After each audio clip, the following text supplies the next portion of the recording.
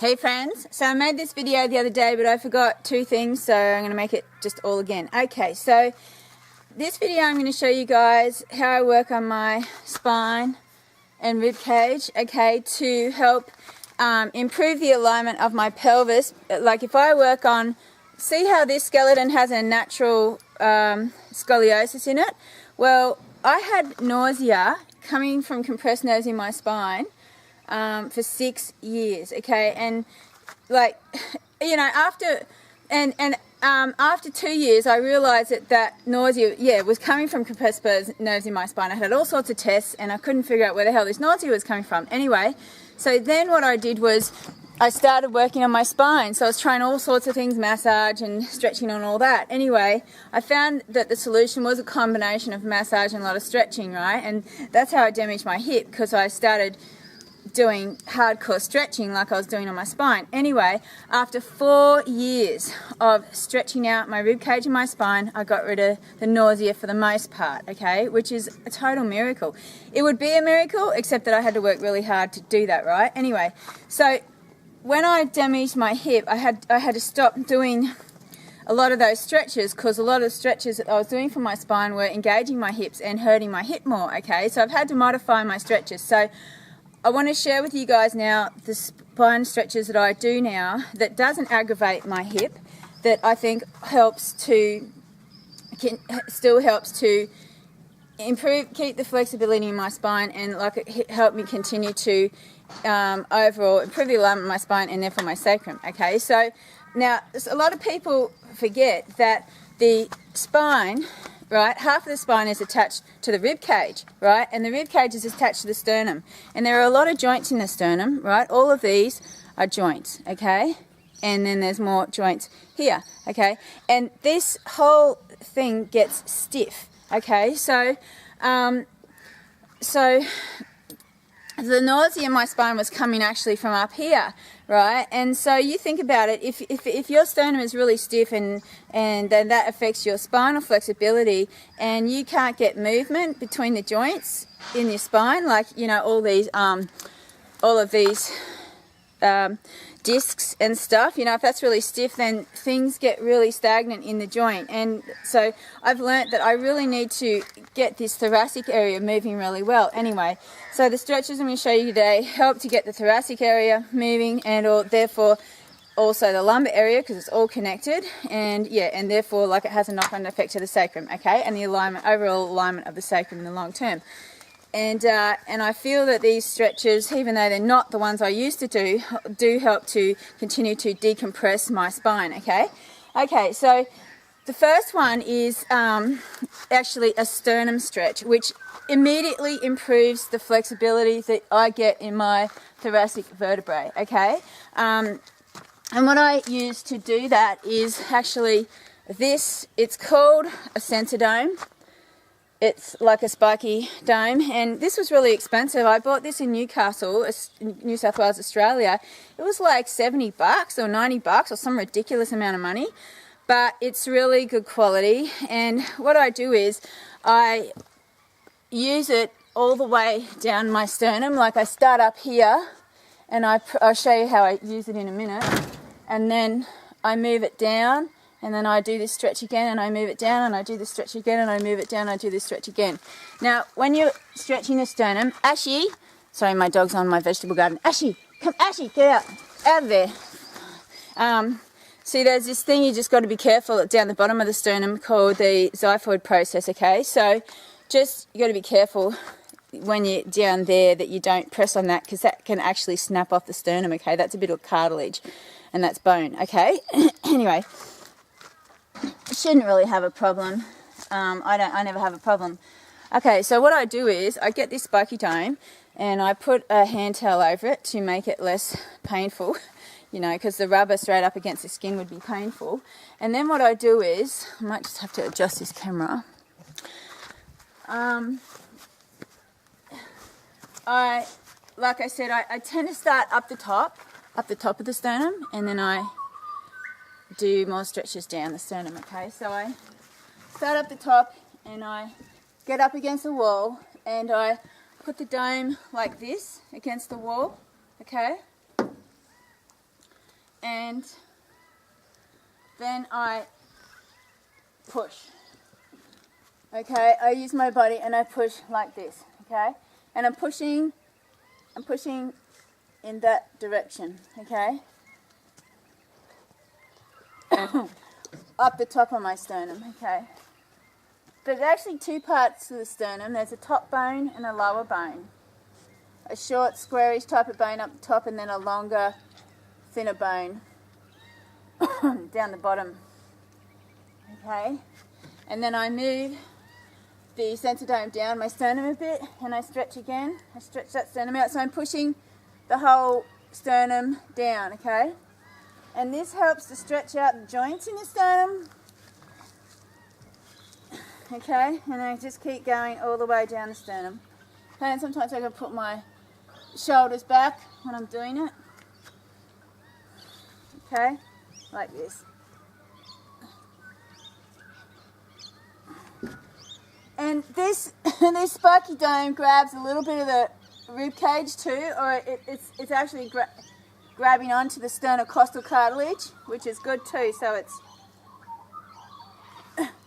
gripping on the sternocostal cartilage and pulling that down too, stretching that. Okay. When I say the sternocostal cartilage, I'm talking about that stuff there. Okay. So the spiky dome grabs onto that too. You see. Okay, so now after I've done that, and you know, I might just do what I showed you there. I might spend a little bit more time on it. With these back stretches, I don't, like, when I used to do back stretches, you know, I might do three times, holding each stretch for 2 minutes. I mean, I was really hardcore in getting rid of that nausea. And it's not that I was totally dedicated, it was just I was in so much friggin' pain that I just had to do it. Anyway, but once you do this thing with this spiky dome, like, it's unbelievable the increased the flexibility I get in my thoracic spine straight away, okay? And that makes you realise how much that the sternum can tie up the rib cage. And sometimes, I haven't done this for a while because it can hurt my hip, okay? But I used to also get that spiky dome and see how I've got to put force through my hip up into my upper body to apply this force. So, but I used to use the spiky dome down my rib cage either side too. Okay, that's something else I'd do, and I'd stretch out my rib cage like that. Okay, but if this left hip is the more painful, so if I try to use this, I don't like the force that I'm necessarily having to apply through my hip. I feel that can aggravate my hip pain, okay, the labral tear pain. So that's why I don't do that anymore, the sides. But this I'm using both legs, so it's not so bad, okay? Okay, so the next one I do is actually like a cobra stretch, and it's for my lumbar spine and to stretch out my abdominal area. Okay, so I'll show you that one here. Might just have to modify this camera. Wait a sec. Okay, so this stretch that I do, like I said, is for the lumbar spine and the abdominal area, and all I do is it is like a cobra stretch. Now, the reason I had to modify this, I used to use like a lot of my hips in this stretch, but I don't anymore. I try to make sure that my pubic symphysis is stuck to the mat so that I am really stretching from the lumbar spine and I'm not engaging any of the hips in the stretch. Okay, I'm not putting strain on that hip ball to socket, do you know what I mean? Or therefore not putting strain on the labrum. So all I do is I just, like, that would be a cobra stretch, but I find that that's not enough for me anymore. So I get my hands on the wall in front of me, and like I said, I think if my pubic symphysis is well and truly on the ground, then I do feel, like I said, I'm not engaging the hips. So then I just press against the wall like this, okay? And then you can go down and stretch the upper back a bit more, okay, and then press like this, and I'm getting more into the lumbar spine, okay, and I can go up and down and work all the way, like up and down my spine. I can't get really high into my upper back with this stretch, but it's not bad, okay, but mainly I use it for my lumbar spine, okay. and stretching out my abdominal area. Okay, so that's that one. Show you the next one. Okay, this stretch is for my upper back and again my sternum area. I love this stretch, okay? And this helps me ease the nausea too, okay? So what I do is, if the nausea creeps back now, this is one of the ones that I do, okay? So what I do is I just, like, there's a railing or anything behind me, okay, and I just lean back. Now again, I don't bend from my hips. I try to keep this lower body straight, and then I kind of try to bend into my back so that I'm not hurting, so that my femur ball isn't hitting against the front of the socket and therefore not aggravating the labrum, okay? So so what I do is I just get like this and push my arms straight behind me, and then I can move my back like this to get further up into the upper thoracic area. Okay, like, you can play with the height, but I don't go too far back, because like I said, that would start engaging the hips. I tend to just stay like this. Okay, and you can just play with it and see, you know what works best for you. But that's really good at stretching out in here, okay, and in here. Okay, I'll show you the next one. Okay, this next stretch is for stretching out the sides of my rib cage, and also helping to improve the alignment of my spine overall. Okay, so what I do is I just put my arms, put my hands behind my head like this, and I just again, I'm trying not to engage my hips at all so it doesn't hurt my labrum and my hip pain. I just go like this.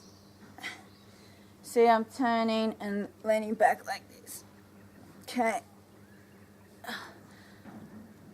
So by putting the arm up, all those muscles, it helps to pull the rib cage and stretch out the rib cage and all this area. Okay. So I'll do it from this side. Show you.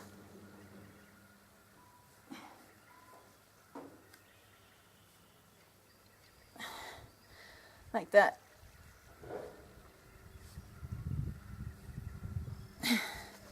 Show your front on.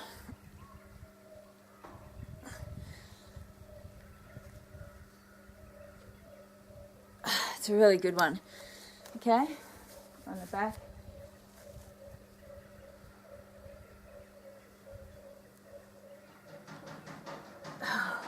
Now, that one, I might just do that much in a day. Like I said, I'm not like holding them for ages or whatever. I'm just stretching myself out and keeping things moving, like I said, and it also helps me to lubricate the joints in the spine, okay, between the vertebrae. Now, another one that I do is where I might have to adjust this. This is really good at helping me reduce the nausea too if I get the nausea. So all I do is I just take a big breath into my chest, and then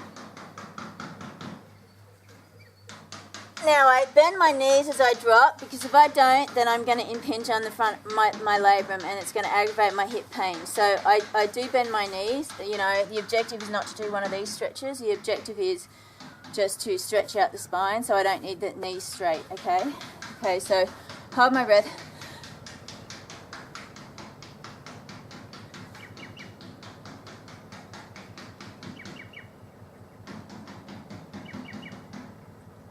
And stretch out that spine. Okay. Now, for me, this helps to stretch this thoracic area where this nausea has come from in the past. Okay, and sometimes I get some cracks as my spine decompresses. Okay. I used to like pull, like hang on things, but I actually noticed that over about 5 months, it actually, I was stretching the ligaments in my shoulder joint, and now my ligaments in my shoulder joint are a bit loose. Like my arms never dislocate and stuff, but I had to find another way to help decompress this spine without you know, using these ligaments in my shoulders. Okay, so yeah, that's another one that I could do. That, you know, I could do that stretch maybe 4 times a day sometimes, you know.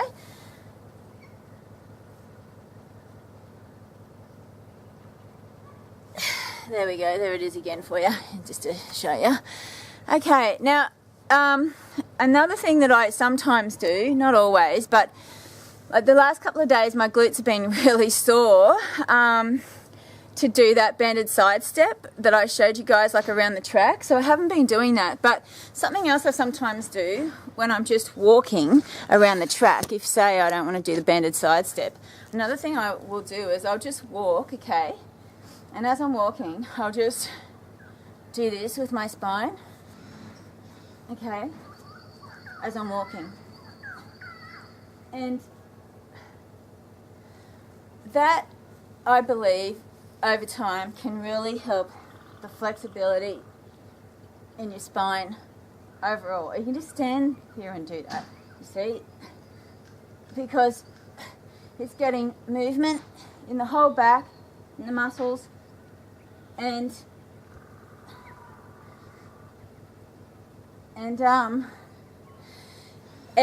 thing is, I've learnt to look at all the joints in my body, like the ones between my vertebrae, like the joint in my hip. So I've learnt that the continuous passive motion machine that I use is so useful to me because it keeps the joint moving, it helps the joint be nourished, it helps reduce inflammation, and it helps all the muscles around the joint to keep moving and be nourished and have that good blood flow or fluid flow in it.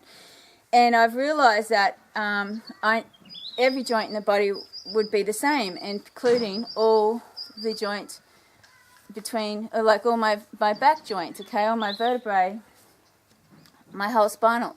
You know what I mean? All the joints between each vertebrae. So yeah, so like I said, I have a tendency to sometimes do this. Okay. So yeah, so that's another one that I do. Okay, so there are all the ones that I can think of that I do at the moment for my spine, and it helps. These ones seem to help keep the nausea to a minimum, okay, on a daily basis, after I can't do all the other stretches I used to do, which were a lot more hardcore than these ones. But anyway, not to worry. But like I said, can't do those because they're hip. Anyway, well, thank you very much for watching. I hope this video has been helpful and useful to you guys, and I'll see you guys later.